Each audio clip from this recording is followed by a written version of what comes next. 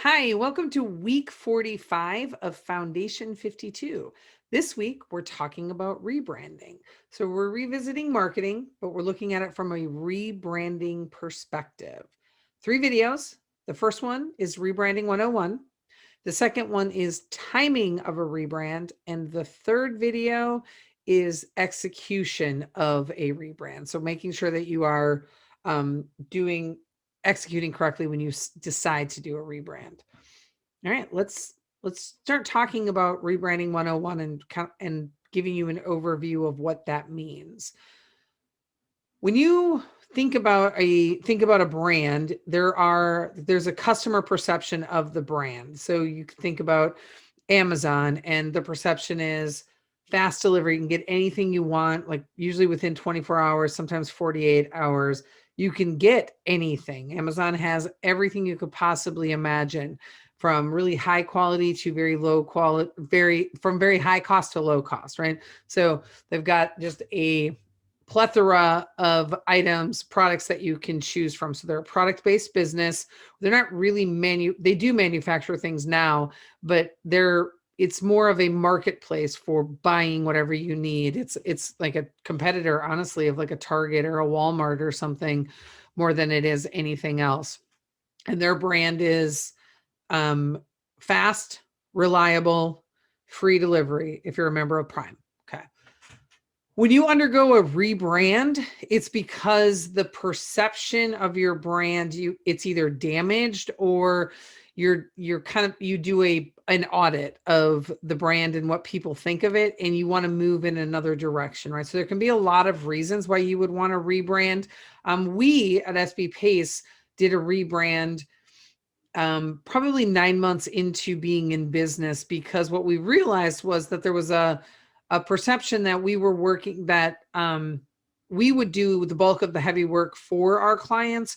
And while we don't have a problem doing heavy work and doing a lot of work for our clients, we absolutely cannot do all of the work for our clients. So we changed our marketing to reflect the fact that we wanted our brand to be about when you're ready to do the work. When you're ready for success, you call us and we will happily work with you. But we don't want to work with anyone we have to drag kicking and screaming across the finish line. We want you to want to get across that finish line on your own. So it was an important rebrand for us because we were attracting the wrong kinds of clients to our business. We wanted people who are ready to do the work, who want to do the work, and who are aware that they need to do hard work to get where they want to be. So a rebrand is done to help you to change the perception with your customers of what your brand is.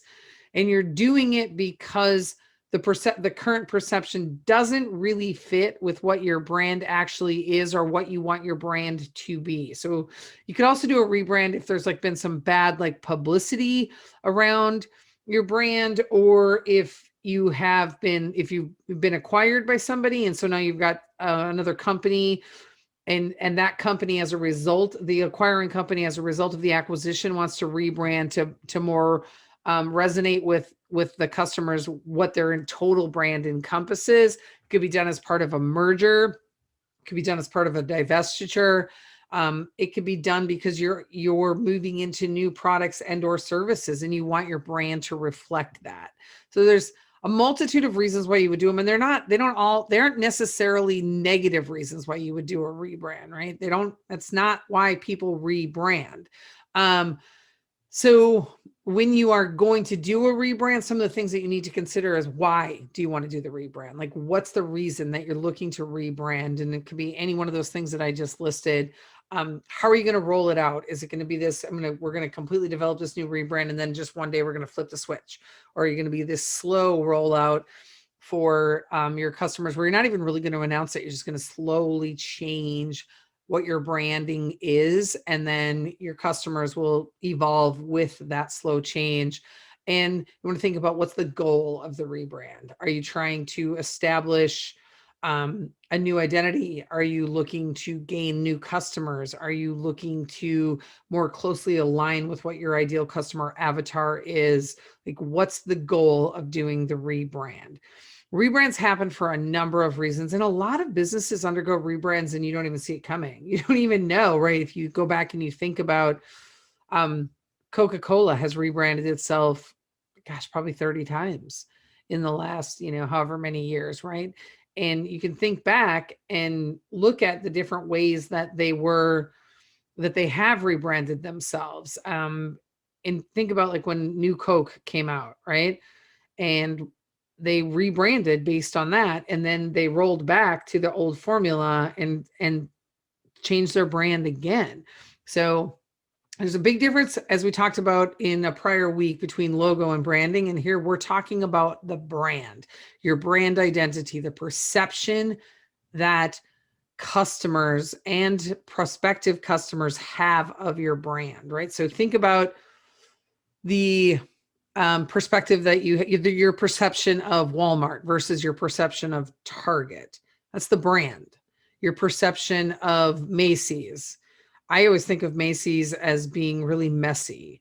Like you go in and there's just stuff everywhere. And yeah, they have great deals, but it's not as high quality of products as if I was going to go to Nordstrom, right? Very different perceptions, very different brands. That is brand identity. And sometimes you rebrand because you want to get rid of a perception that customers have, or you want to encourage people to think differently about your brand. So we're going to dig into the timing of a rebrand and executing a rebrand next, but that should be everything you need to know about what rebranding is and why businesses undertake it. We will see you in video 2.